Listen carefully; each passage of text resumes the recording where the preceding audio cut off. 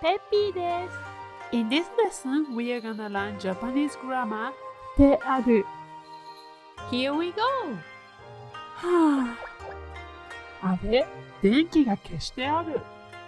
ペッピー、そこにいるの？電気つけないの？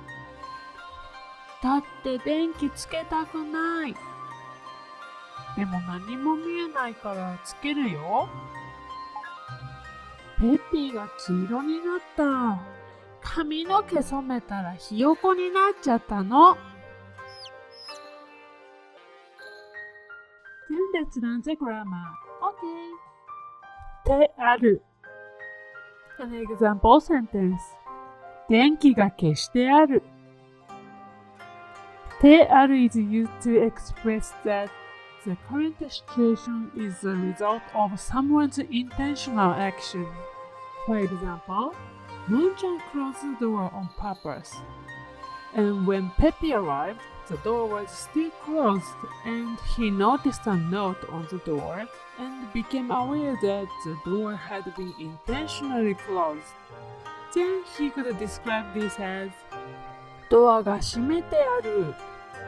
And you may be familiar with the phrase ている but the difference between ている and てある is that ている simply describes the situation while てある emphasizes the intention behind it. When you notice a name or text written on an object, you can use てある。ここに名前が書いてある。Or when you notice that there are pictures or objects displayed in a room. 絵が飾ってある。Sentence construction. To make a sentence, you need to place a transitive verb before てある。ババン。窓が開けてある。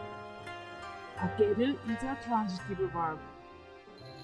When describing a situation in front of you, you'd use this sentence structure. サブジェクトがてある。The subject of this sentence pattern is going to be things. 絵が飾ってある。絵 is a subject in the thing.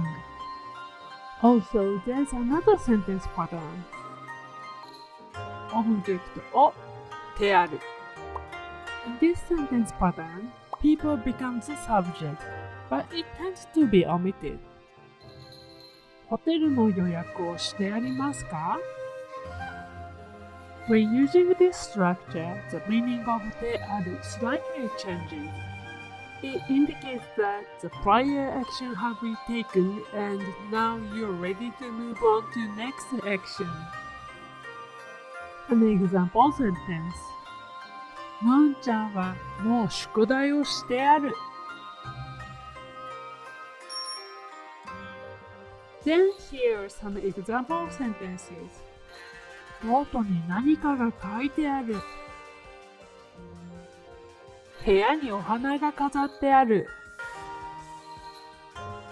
ホテルの予約をしてあるからあとは行くだけです。新しい言葉わかるかな？消す。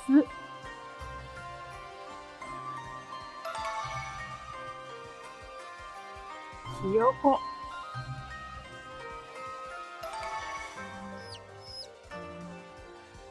髪の毛。